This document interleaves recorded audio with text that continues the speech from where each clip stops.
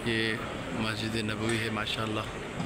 अल्लाह ताला आप तमाम मोमिन मोमिनात को ये ज़ियारत नसीब करे और इस मस्जिद में इबादत करने का मौका फ़राहम करे।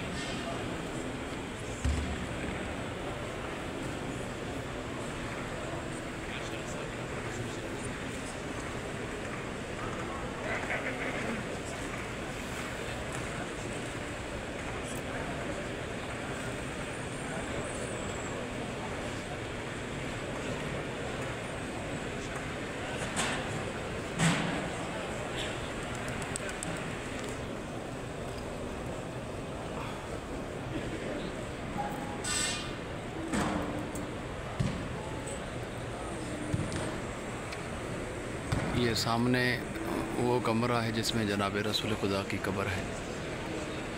ये वो कमरा है।